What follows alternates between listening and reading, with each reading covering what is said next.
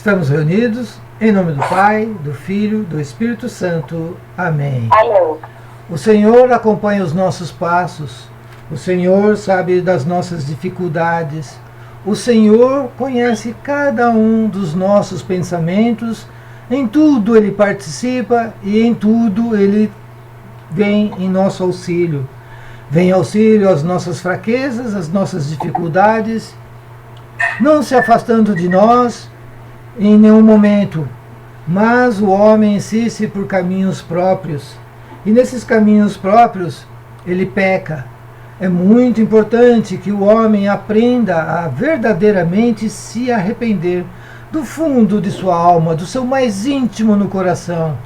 O arrependimento é que nos permite adentrar por aquela porta estreita, né?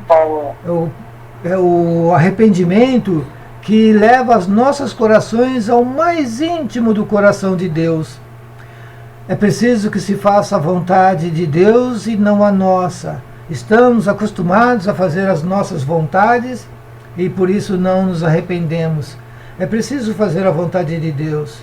Hoje, particularmente, eu gostaria de fazer uma oração diferente e gostaria de cantar em latim a oração do Pai Nosso, que é assim: Pater noster, qui es in celi, sanctificetur nomen tuum, adveniat regnum tuum, fiat voluntas tua, sicut in cielo in terra.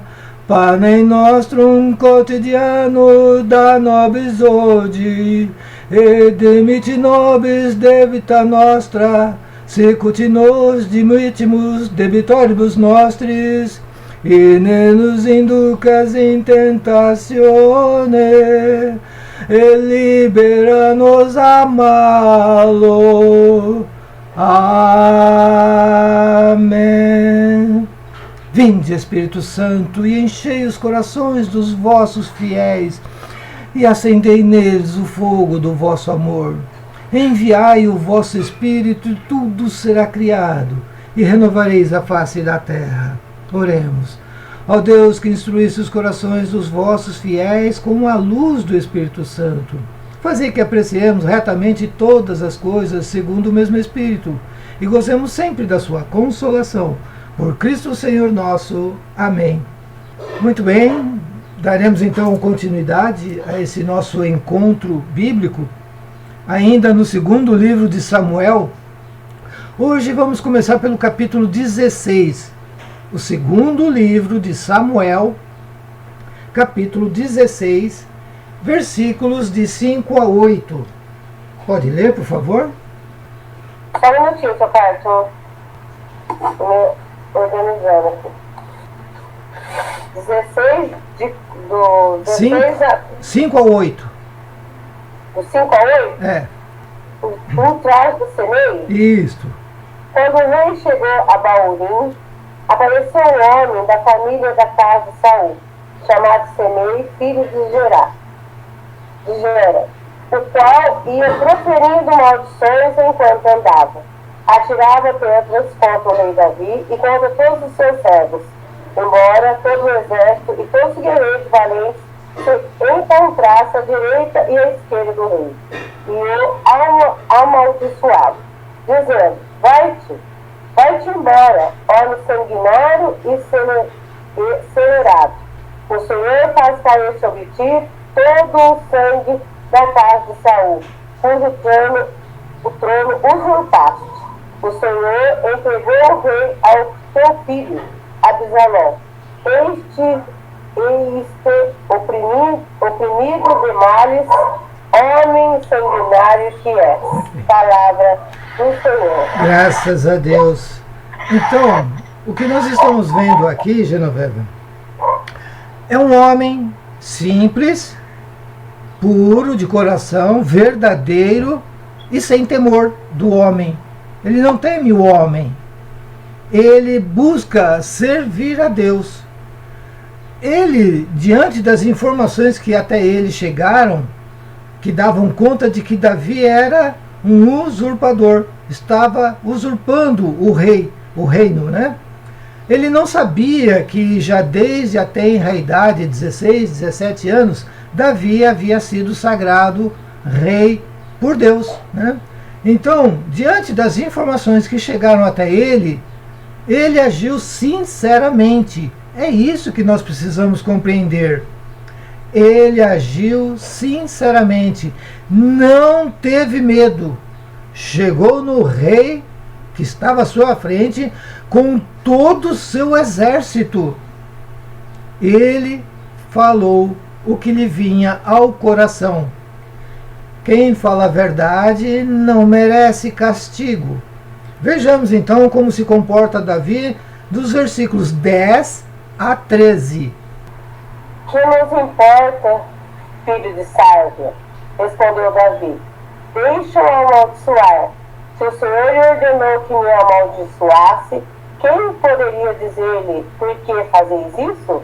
E Davi disse a Abissai e a sua gente, vede, se meu filho, fruto de minhas entranhas, conspira contra a minha vida, quanto mais agora esse benjaminita, deixai-o amaldiçoar se o Senhor lhe ordenou.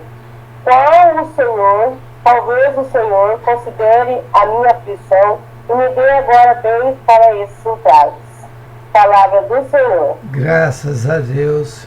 Veja, olha a grandiosidade de Davi. Ele não interpreta aquelas ofensas como uma ofensa pessoal. E ele até, compreendendo a vontade de Deus, olha que bonito que ele diz, né? Deixai-o amaldiçoar, se o Senhor ordenou isso. Talvez o Senhor considere a minha aflição e me dê agora bens por esses ultrajes. Ou seja, como ele está suportando esse ultraje, esse avilte que está sendo feito à pessoa dele. Ele, um rei, tem que ouvir isso de um súdito, né? Podendo mandar executar esta pessoa. Não, ele transforma isso, esse mal, num bem. Quem sabe Deus não me perdoa por eu suportar esses ultrajes. Que bonitas palavras do rei Davi. Que grandiosidade desse homem, né? Nós vamos ver aqui no versículo 13, Davi e seus homens retomam o caminho, mas Semei ia ao longo da montanha, ao lado dele, vomitando injúrias, atirando-lhes pedras e espalhando poeira pelo ar. O rei e toda a sua tropa chegaram extenuados à margem do rio Jordão e lá descansaram. Então veja que esse Semei não baixou o seu, como vou dizer, não baixou o seu timbre, né? Não diminuiu as ofensas. Ele permanece e vai acompanhando até onde ele pode. Ou seja, ele persevera naquilo que ele acredita.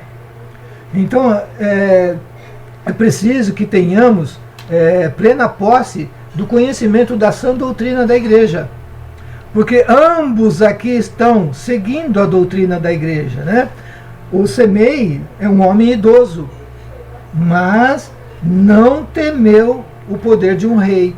E ele está vomitando essas injúrias e seguindo em frente, porque nada lhe foi ofertado em oposição. O Davi não procurou se defender, né? Ninguém buscou defender Davi. Muitas vezes é assim em nossa caminhada. Nos fazem injúrias, nos proíbem de fazer coisas, nos imputam culpas que não nos cabem e não há quem nos defenda. Mas o Senhor, nosso Deus, bondoso e passivo, rico em misericórdia, a tudo vê, a tudo ouve, nada lhe escapa aos seus olhos e ouvidos, né? Então, essa passagem é muito importante, ela abre caminho para uma discussão, né, que hoje em dia está muito em voga, é o obedecer, mas obedecer por obedecer, para dizer que é bonzinho, e aquele que obedece porque segue seu coração e não não teme represália. Nós não podemos temer represália. Se nós acreditamos que estamos certos, e isso é importante, se nós acreditamos que estamos certos, devemos seguir em frente. Pare, pondere, ouça, avalie. Se nada do que chegou até você muda a sua opinião, por que você vai mudar de opinião? Só por medo? Não. Siga em frente. Vamos avançar um pouquinho e vamos lá para o capítulo 17, versículos de 1 a 4. Aquitofel disse a Absalão: deixa-me escolher 12.000 homens. Irei ainda esta noite perseguir Davi. Assaltá-lo-ei no momento em que estiver extenuado e de fadiga. Provocarei pânico e todos os que estão com ele fugirão. O rei ficará sozinho e então o ferirei. E te reconduzirei todo o povo, assim como a esposa volta para o seu esposo. É só o homem que procuras, e todo o povo estará em paz. E esse conselho agradou a Absalão e todos os anciãos de Israel. Palavra do Senhor. Graças a Deus. Então veja, esse conselho, né, que foi dado agradou a Absalão. E todos os anciãos que estavam ouvindo se agradaram. A eles se agradaram, né? Essas últimas palavras do versículo 3. É só a um homem que procuras, e todo o povo estará em paz. Só um. Vamos deixar aqui marcadinho. Vamos lá para João, capítulo 11, versículos 49 a 53. João, capítulo 11, versículos 49 a 53. 49. Um deles, chamado Caifás, que era sumo sacerdote daquele ano, disse-lhes: vós não entendeis nada, nem considerais que vos convém que morra um só homem pelo povo, e que não pereça toda a nação. E ele não disse isso por si mesmo, mas, como era o sumo sacerdote daquele ano, profetizava que Jesus havia de morrer pela nação. E não somente pela nação, mas também para que fossem reconduzidos à unidade dos filhos de Deus dispersos. E desde aquele momento resolveram tirar-lhe a vida. Palavra do Senhor. Graças a Deus. Então, Aquitofel está fazendo, às vezes... Mesmo profecia. Viu só? Que um só pereça, né? Em favor de todos. Muito bem. Capítulo 18, versículos de 9 a 13. Absalão encontrou-se de repente em presença dos homens de Davi. Montava uma mula e esta enfiou-se sobre a folhagem espessa de um grande carvalho. A cabeça de Absalão prendeu-se nos galhos da árvore e ele ficou suspenso entre o céu e a terra, enquanto a mula em que montava passava diante. Vendo isso, o homem tomou a Joabe, dizendo: eu vi Absalão suspenso e ao carvalho. Se ouviste, respondeu Joabe ao mensageiro, por que não o abateste no mesmo lugar? Eu me sentiria no dever de dar-te 10 ciclos de prata e um centurião. Até onde você vai? 13. O homem respondeu: ainda que me pusessem nas mãos 1000 ciclos de prata, eu não levantaria a mão contra o filho do rei, porque o rei ordenou a ti, Abissai e Aitai, em nossa presença, que lhe poupasse o jovem de Salão. E se eu tivesse cometido esse atentado contra a vida do jovem, nada se ocultaria ao rei, e tu mesmo te terias esquivado. Palavra do Senhor. Graças a Deus. Então o que nós estamos vendo aqui é a morte de Absalão, filho de Davi. O Absalão tenta a todo custo matar Davi, Mas olha as palavras que Davi deixou a recomendação para que ninguém, né, para que poupassem o jovem Absalão. Veja lá no finalzinho do versículo 12, né? Eu não levantaria a mão contra o filho do rei, porque o rei ordenou a ti, a Absai e Etai, em nossa presença, que ele poupasse o jovem Absalão. Então veja, Absalão quer matar Davi, mas Davi quer poupar Absalão. Mas veja como, vamos dizer assim, a mão de Deus age. O jovem Absalão morre praticamente num acidente, né? A mula vai passando, ele não percebe um galho, a sua cabeça fica presa nesse galho, a mula vai embora e ele fica suspenso. Então, aí nós vamos ver agora nos versículos seguintes, né, que eles voltam e vão matar então o jovem Absalão. Vamos ver agora no versículo, capítulo 19. 19? Não. Vamos no capítulo 19. Ali o que eu queria chamar a atenção é que Absalão morre, ele que buscava tirar a vida do pai. Mas o pai não quis que levantasse a mão contra o filho. E veja, ninguém levantou. A própria natureza fez isso, entendeu? Porque o Davi estava agindo corretamente perante Deus, mas Absalão não.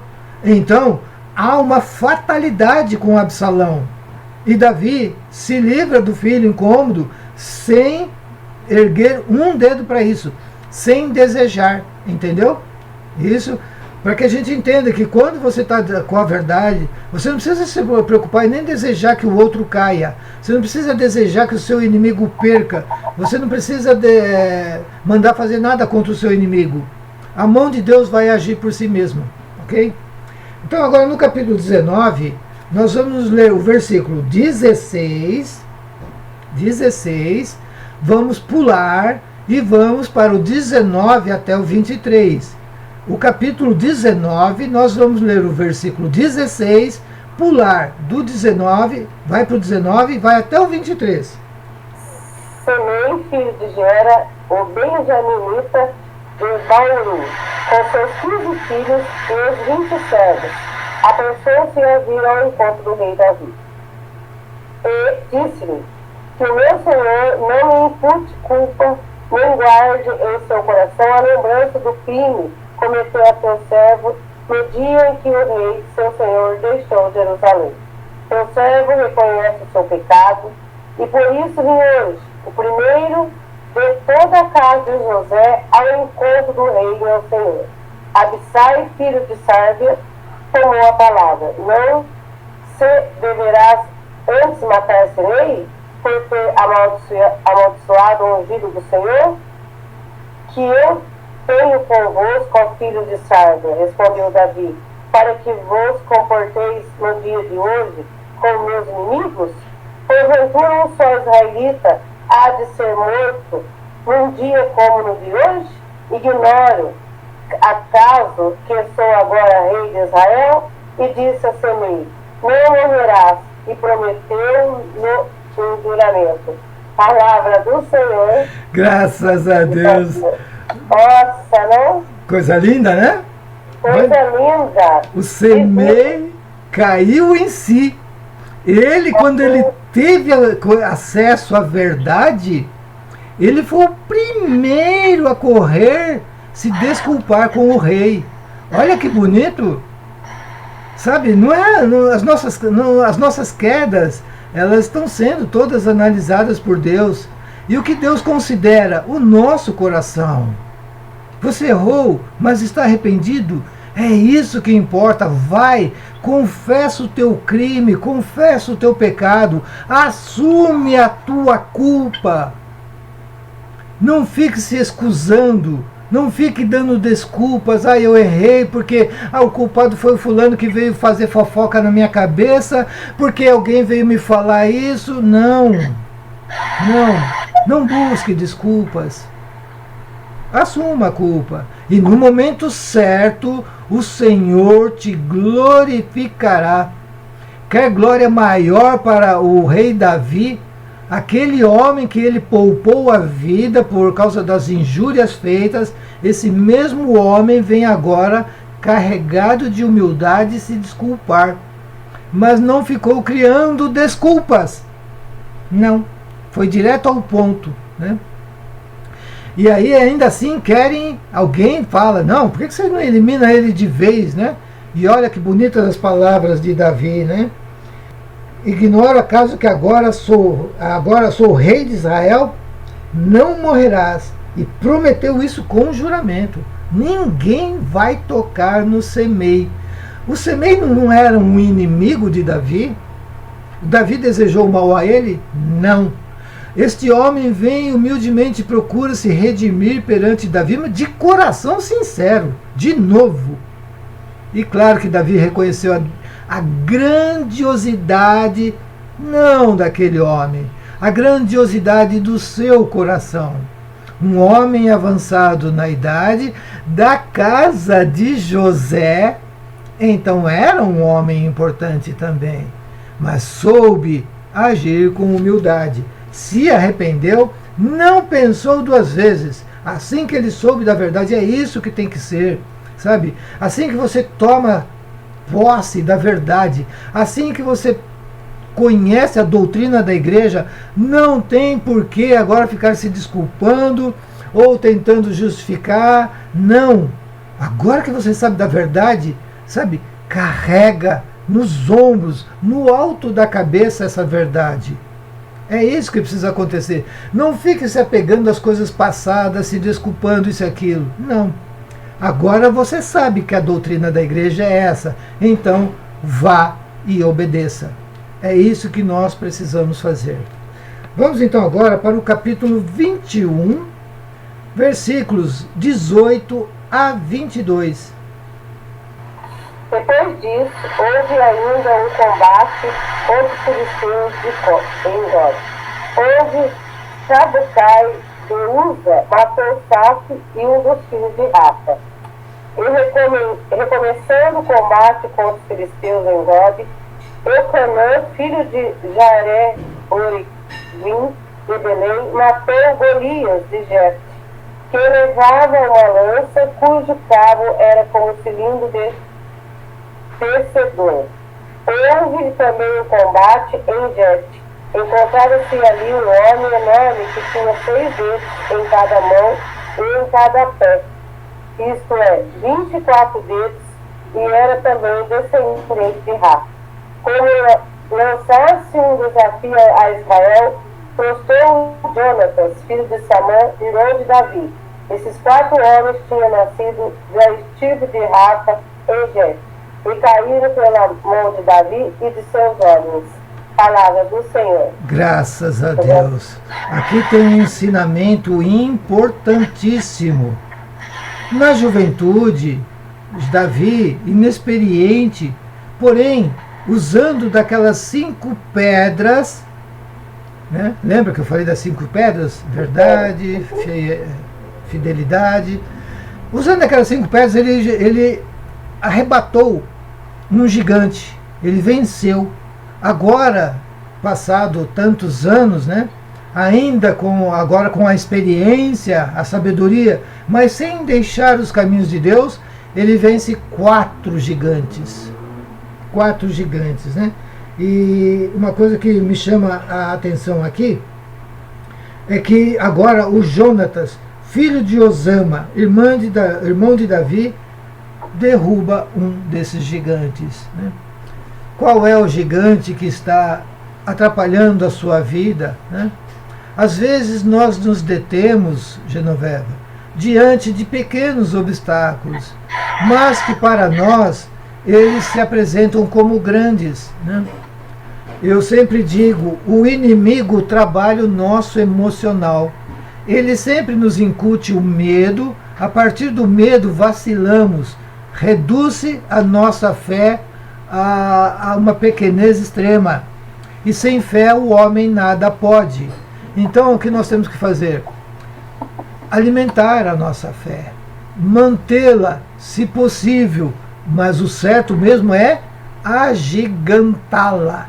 A nossa fé é que deve ser gigante. Se a nossa fé for gigante, nenhum gigante temeremos. O próprio inimigo em pessoa não será páreo para a nossa batalha. É isso que nós precisamos ter. Bom, o Davi então consegue uma vitória importante, né? E agora nós vamos ver nos versículos do capítulo 22. Então, só um minutinho que eu vou pegar a bateria do meu note, está carregando aqui, um minutinho. Tá bom. Capítulo 22, versículos de 1 a 7. Ah, tá, peraí, não tinha marcado nada. Ah, é verdade. Davi dirigiu ao Senhor as palavras que são. O dia que o Senhor livrou da mão de todos os seus inimigos e da mão de Saul.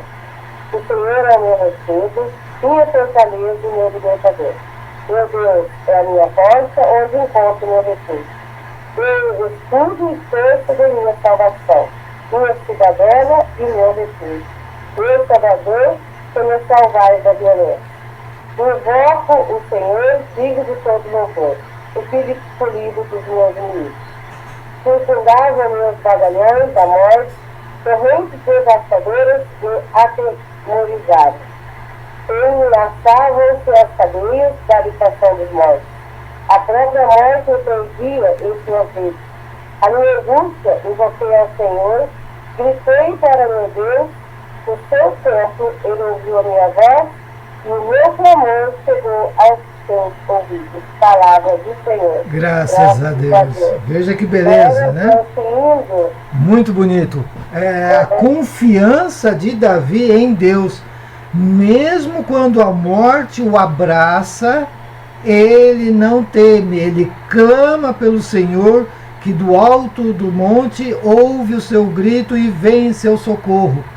É esta certeza que nós precisamos trazer em nossos corações. Não importa o tamanho da sua dificuldade, não importa o quanto o seu inimigo é assustador, você tem um Deus tremendo. E se você está com a verdade, você pode contar com Ele. Não conte com Deus se você está na iniquidade, no pecado, no erro, na mentira, na grossura, na aspereza. Mas se você tem o seu coração dócil, e se a verdade anda em seus lábios, nada tema. Busque o Altíssimo e Ele virá ao seu encontro, né? Um belo cântico de Davi, ele é um pouco maior do que isso, nós só lemos até o versículo 7, né? Porque ele já nos dá assim uma grande ideia. Vamos ler agora, para a gente só compreender mais um pouco, do versículo 10 até o 23, somente. Ele inclinou os céus e desceu, saltando os céus escuras nuvens. Cavalgou sobre um querubim e voou, planando as asas do vento, e envolveu-se nas trevas como numa tenda. Nas águas tenebrosas, pensas nuvens. O esplendor de sua presença clarejaram centelhas de fogo. Dos céus trovejou o Senhor, o Altíssimo fez ecoar a sua voz. Lançou setas e dispersou os inimigos. Fulminou relâmpagos e os desbaratou. E apareceu descoberto o leito do mar, os fundamentos da terra. Ante a voz ameaçadora do Senhor, ante o furacão de sua cólera. Do alto estendeu a sua mão e me pegou, retirou-me das águas profundas, livrando do inimigo poderoso, os meus adversários mais fortes do que eu. Investiram contra mim no dia do meu infortúnio, mas o Senhor foi meu rimo. Pôs-me a salvo e livrou-me porque me amo. O Senhor me tratou segundo a minha inocência.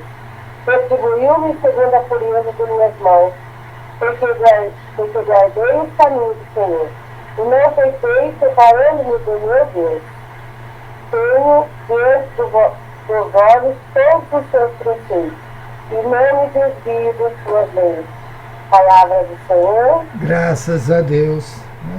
Então você vê que Deus vem ao encontro do pobre, Deus vem ao encontro do desvalido, Deus vem ao encontro daquele que está sendo injuriado e ele é um inocente. Deus vem em socorro dos pequeninos. Você é pequenino quando você, de posse da verdade, muitos o injuriam, acusando de coisas que você não fez, ou distorcendo aquilo que você fez. Então, Deus está contigo. Ele vem por sobre as nuvens, ele vem galgando sobre os querubins, ele desce no mais profundo do nosso ser, da nossa injúria, do nosso lamaçal, nos arrebata, nos emerge, né? Faz-nos emergir sob essa lama toda, esse lodaçal, nos coloca num ponto seguro. É esta confiança que nós temos que ter. Então, e note, vamos lembrar que Davi, lá no passado, havia cometido um erro, e um erro grave, mas ele se arrependeu. Isto é importante. Se arrependeu e buscou não voltar por caminhos errantes. Procurou manter-se no caminho de Deus. Isto é importante. E aí, então, você pode contar seguramente com o Senhor. Muito bem. Vamos agora para o capítulo 24, versículos 1 e 2. A cólera do Senhor se inflamou novamente contra Israel e excitou Davi contra ele, dizendo-lhe: vai recensear Israel e Judá. Disse, pois, o rei de Joabe e ao chefe do exército, que estavam com ele: percorrerei todas as tribos de Israel, desde Dan até Bezabeia, e recenseai o povo, de maneira que eu saiba o seu número. Palavra do Senhor. Graças a Deus. Então note que agora o Deus vai usar Davi contra o povo. É interessante nós entendermos essa questão do recenseamento. O povo odiava o recenseamento. Sabe quando o IBGE sai por aí fazendo recenseamento? Quantas pessoas são, qual os seus gostos, né? Então, o povo não gostava do recenseamento por dois motivos. Ou era para aumentar os impostos, ou era para o rei conclamar o povo a uma guerra. Ou é para aumentar os impostos, ou é para convidar para a guerra. Então o povo não gosta de recenseamento, né? Quando vai acontecer um recenseamento, então o povo se revolta, né? Então é isso que acontece. Mas vamos continuar, vamos entender um pouquinho melhor tudo isso. Peraí, ligou o negócio que celular. Fala, seu Carlos. Vamos ainda no capítulo 24, versículos 10 a 14. Depois que foi recenseado o povo, Davi sentiu remorso e disse ao Senhor: cometi um grande pecado fazendo isso, mas agora apagai ao Senhor a culpa de vossos servos, porque procedi neciamente. Levantando-se Davi no dia seguinte, a palavra do Senhor foi dirigida ao profeta Gade. Obediente-lhe Davi neste selo. Vai dizer a Davi: assim fala o Senhor, proponho-te 3 coisas, escolhe uma delas e eu te imprimirei. Já que dei o Senhor com Davi, e feriu-lhe essas palavras ajuntando: depois que venha sobre a tua terra 7 anos de fome, ou que fujas durante 3 meses diante dos teus inimigos, que te perseguirão, ou que a peste assole a tua terra durante 3 dias, reflete, pois, e vê o que devo responder a quem me enviou. Davi respondeu a Gade: estou em grande angústia, é melhor cair nas mãos do Senhor, cuja misericórdia dele, do que cair nas mãos dos homens. E Davi escolheu a fé. Palavra do Senhor. Graças a Deus. Então veja que o Davi fez o recenseamento, né? Se arrependeu, ele sabe que isso injuria o povo, ele vai e confessa o seu crime para Deus. Aí Deus usa de um profeta, Gade. E o Gade vai até o Davi e faz essa proposta, né? Escolhe, olha que coisa, escolhe o que você quer, o que você prefere, né? Você prefere que venha 7 anos de fome, ou você quer fugir durante 3 meses dos teus inimigos que vão te perseguir? Ou que a peste assole a tua terra durante 3 dias? Então escolhe. Você quer 7 anos de fome? Você quer correr, fugir dos seus inimigos durante 3 meses? Ou você prefere que a fome assole a terra durante 3 dias? Então, aqui exige uma certa sabedoria, mas não a sabedoria do homem, a sabedoria de Deus. A sabedoria do homem diria: eu acho que é melhor que os meus inimigos me persigam 3 meses. Perseguir, eu vou fugir deles. Depois de 3 meses acaba, né? O Davi, ele escolhe a fome, a peste, durante 3 dias. O que nós não compreendemos num primeiro momento é se ele quis o mal menor. Ele pensou, só 3 dias. 3 dias é melhor do que 3 meses, que é melhor do que 7 anos. É isso que nós não sabemos, né? Qual foi a sabedoria de Davi? Vamos ver? Agora nós vamos pegar então dos versículos 16 ao 17. Já pronto para terminarmos esse nosso encontro de hoje. Vendo Davi o anjo que feriu o povo, disse ao Senhor: Vede, Senhor, fui eu quem pequei, eu é que sou o culpado. Este pequeno rebanho, porém, que fez ele, que a tua mão se abata sobre mim e sobre a minha família. O Senhor arrependeu-se então de ter mandado aquele filadelo e disse ao anjo que exterminava o povo: retira agora a tua mão. O anjo do Senhor se encontrava junto à eira de Ornã, o Jebuseu. Palavra do Senhor. Graças a Deus. Bom, como você pode ter percebido, é que hoje nosso encontro, as palavras-chave são arrependimento, receber o castigo, aceitá-lo como algo bom e necessário. Nesse caso aqui, nesse finzinho, o que o Davi escolheu, que seria um mal menor, na concepção dele. 3 dias é melhor do que 3 meses, que é melhor do que 7 anos. O que o Davi não considerou foi o peso da mão de Deus. A peste em 3 dias faria muito mais estrago do que os inimigos perseguindo 3 meses, e muito mais estrago do que a fome durante 7 anos. A mão do Senhor, quando pesa, pesa firme, pesa forte. Então nós devemos temer a mão do Senhor.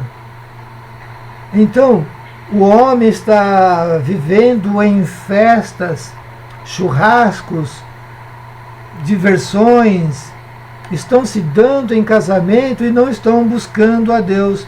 Não pesaram ainda a mão de Deus, né? Os sacerdotes já pouco oram, muitas vezes a missa está totalmente voltada mais para o povo, para agradar ao povo do que a Deus, mas se esquecem que a mão de Deus pesa. Todos nós cometemos erros nas nossas vidas, até quando nós buscamos a sabedoria. Ninguém está livre de errar. O que é importante nós levarmos em consideração é: precisamos nos arrepender daquilo que fazemos de errado, compreendermos que vamos errar, então não continuar no erro. Isto é fundamental. O arrependimento precisa ser sincero. Foi a sinceridade do arrependimento de Davi que faz com que ele assuma para si todo o castigo dado ao povo. Então, o Davi clama para si pagar pelos pecados do povo, igual Jesus, né? Só que aí o que Deus faz?